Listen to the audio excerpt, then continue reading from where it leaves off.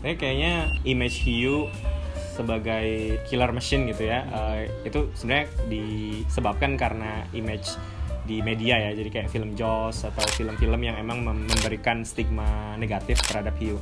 Kasus pembunuhan karena hiu itu dikit banget, kayak cuman mungkin 10-12 kasus dibanding dengan kasus kematian lain ya. Bahkan kayak kalau dibandingin dengan manusia mati gara-gara ketiban kelapa atau karena diseruduk sapi, atau itu justru lebih banyak kasusnya dibanding kasus manusia yang mati gara-gara diserang sama hiu kayak gitu. Jadi sebenarnya ketika kita diving terus ketemu hiu itu, sebenarnya hiu ada di sana gitu, tapi sebenarnya ketika ada manusia mereka malah lari, bukannya mendekati gitu ya. Jadi justru hiu yang takut sama kita, bukan kita yang harusnya takut sama hiu gitu. Justru itu sih image yang harus kita reverse gitu ya, kita balikan bahwa hiu tuh sama sekali nggak berbahaya atau sama sekali nggak menakutkan gitu. Sebenarnya yang lucu di Indonesia tuh nama hewan itu dinamain sesuai dengan karakteristik fisik ya. Jadi kalau kita lihat secara morfologi gitu ya, dari bentuk tubuh, si hiu tikus ini memang matanya besar, terus dia punya moncong kecil kayak tikus, dan ekornya juga panjang kayak tikus gitu. Jadi sebenarnya kalau dari spesies secara Latin itu kan dia nama genusnya, marganya itu Alopias ya. Alopias, nanti ada 3 spesies, Alopias pelagicus, Alopias superciliosus, Alopias vulpinus. Nah, tiga-tiganya ini namanya beda-beda. Kalau misalnya si Alopias pelagicus yang Tersesat Project kerja sekarang, dia sebutnya hiu tikus gitu, dan dia yang paling kecil dibanding 2 spesies lainnya. Spesialnya si hiu tikus memang dari ekor ya, jadi ekornya kan dia panjang banget gitu, dan itu jadi salah satu fitur yang paling unik dari mereka. Jadi secara evolusi memang mereka paling distinct, paling berbeda dibanding dengan hiu-hiu yang lain gitu. Si hiu tikus ini kan karena ekornya panjang, itu jadi salah satu weapon ya, jadi senjatanya dia untuk bisa nangkap mangsa. Jadi ketika ada schooling fish atau ikan yang bergerombol, dia akan berenang dalam kecepatan tinggi gitu ya, kemudian dia pause, dia ayunin ekornya ke segerombolan ikan itu gitu ya. Jadi saking kuatnya, karena pukulan ekornya itu kuat banget, itu dia bisa membelah molekul air dengan oksigen. Jadi kayak ikan yang kena gelombang kekuatan ekornya itu bisa langsung mati, atau bahkan bisa cuma pusing-pusing aja gitu. Jadi dia tinggal makan aja gitu ya, langsung makan, dan itu salah satu efektivitas dan strategi berburunya si hiu tikus gitu.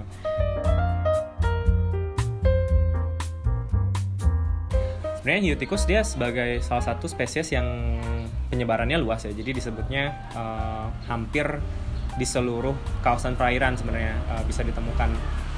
Apalagi si pelagicus ini di Indonesia tuh hampir dari Aceh sampai bagian selatan ya, jadi kayak dari Aceh, terus di Pelabuhan Ratu, terus di Cilacap, di Banyuwangi, di Bali, kawasan NTT, Alor, termasuk Laut Sawu, itu di Indian Ocean ya, Laut Indian Ocean, itu banyak ditemukan si hiu tikus. Dan jadi memang hampir bisa seluruh perairan di sekitar Indonesia itu dihuni sama si hiu tikus gitu.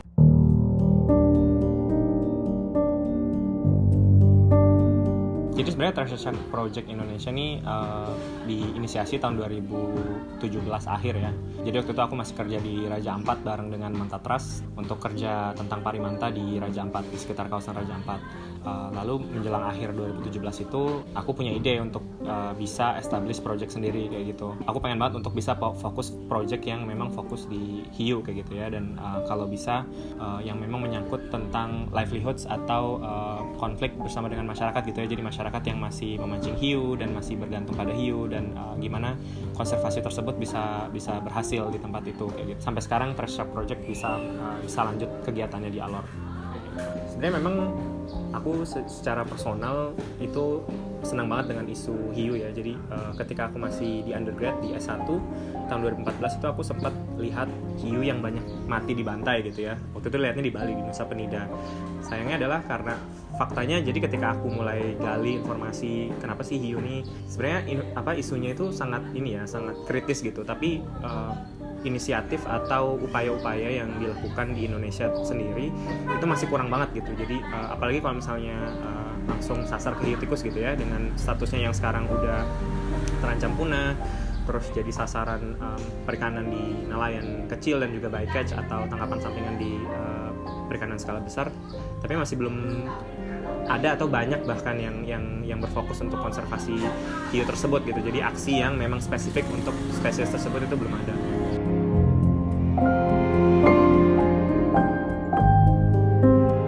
Jadi kegiatan Tracer itu ada 3 sebenarnya.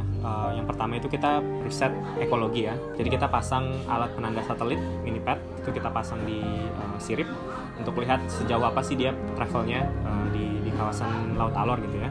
Terus yang kedua kita pasang juga untuk yang mendatang itu acoustic tagging atau penandaan akustik untuk bisa dapat informasi yang lebih fine scale lagi. Jadi di habitat mana aja dia paling sering menghabiskan waktu kayak gitu. Itu untuk aspek yang pertama di ekologi. Yang kedua kita studi untuk ketergantungan masyarakat di Alor. Jadi seberapa bergantung mereka terhadap perikanan hiu dan apakah ada alternatif perikanan lain yang bisa menggantikan perikanan tersebut.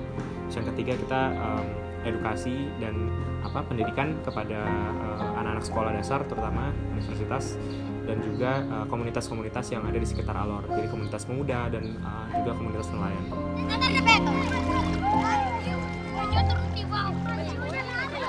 Yeah, they don't have any. They're trying to bring it back to life.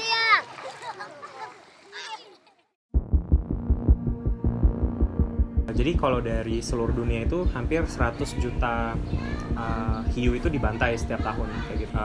Karena demand atau permintaan dari sirip hiu itu banyak di pasar internasional. Jadi ada banyak juga aktivitas perikanan skala besar.